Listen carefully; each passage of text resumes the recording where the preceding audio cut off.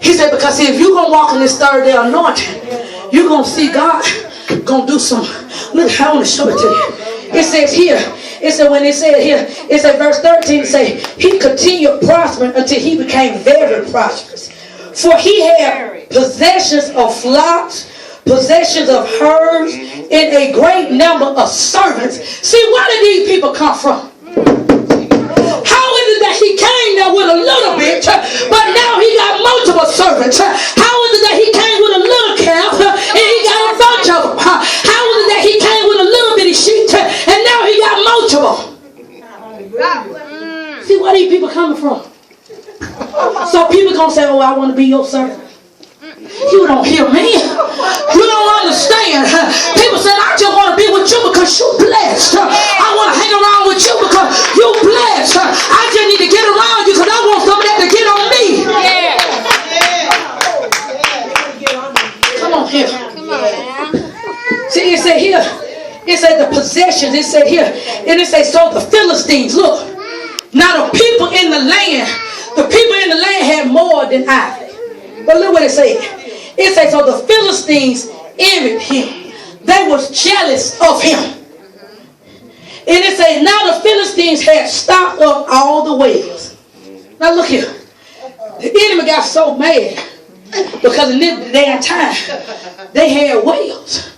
The wells represent the prosperity. That's where the water will flourish through. It said the enemy got it. And see, these were wells where... See, this is a generational anointing.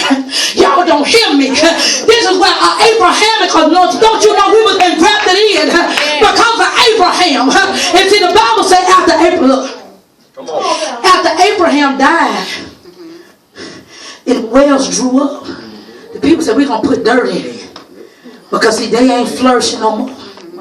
But see, God said, because I got to raise up some people that's going to walk in this anointing.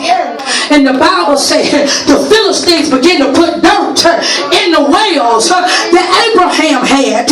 And so you're going to see that even as they...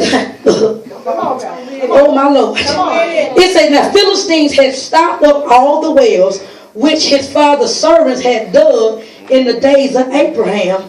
And they had filled them. And they had filled them with earth. And it said, Amalek said to Isaac, go away from us, for you are much mightier than we. So the enemy got so mad at him because they saying, you got more than we got. You just got here. How in the world you just got to the job and they don't give you the promotion? How in the world? Come on here. You just got saved and now God using you and I've been in it all this long.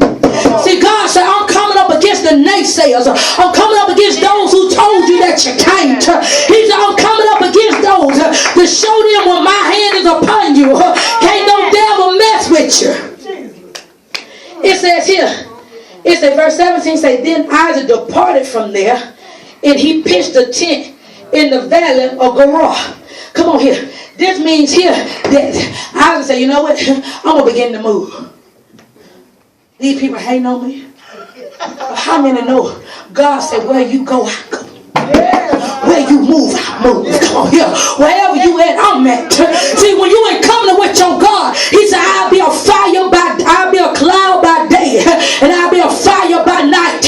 So you want to understand when I'm in covenant with him, I may not can feel him, but I know he right there with me. Because I understand he told me that he'll never leave me nor forsake me. He told me he'll be there with me no matter where I'm at. He said, when you go to hell, I'm right there. When you're in the valley low, I'm right there.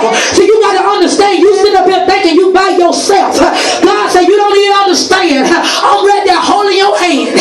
But you sit up here, I'm by myself. Don't nobody even understand what I'm going through. God said, I'm right here holding your hand, trying to get you to walk in this place in me.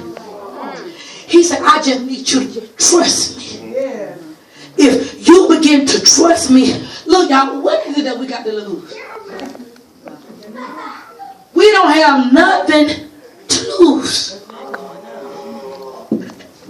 Because see here, it says right here, it says, verse 18 say, and Isaac dug again the wells of water which they had dug in the days of Abraham his father. For the Philistines had stopped them up after the death of Abraham. He called them by the names which his father had called them. God said, why y'all trying to lay a new pattern? And I already laid the foundation. See, he began to go back to the same place where his father had dug a well. And he looked on there. Is this what my father named it? This what I'm going to name it. God said, you got to understand. You remember as a little girl, you remember when your mama didn't have enough ends to make through. Come on here. He said that you begin to see her rock and pray. He said when you trying to figure out what should I do? Who can help me? And God said a foundation already been laid for you. He said you just got to get on your knees. Come on here. And follow the pattern. That's what's been laid for you.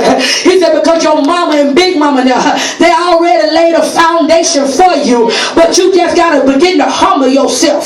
See, we don't got so prideful. Why I take all of that? Why I got to get on my knees? These Versace. This is my J. Renee. This is my Michael Kors. I ain't finna lay down and get it dirty. And he said, and that's why you in suffering. That's why you going through. He said, because you trying to do something else. He said, and the pattern has already been laid. Yeah. Thank you, Lord. It says here, verse 19 says, and Isaac's servants dug in the valley, and they found a well of running water. But the herdsmen of Gerber quarreled with Isaac's herdsmen, saying, the water is ours. So in other words, everywhere he went, where his father laid a well, the people began to argue and say, oh, that's ours. Oh, Jesus.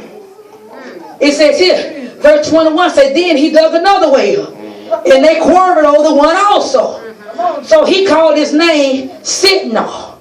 And he moved from there and dug another well. And they did not quarrel over it. So he called his name Rabath.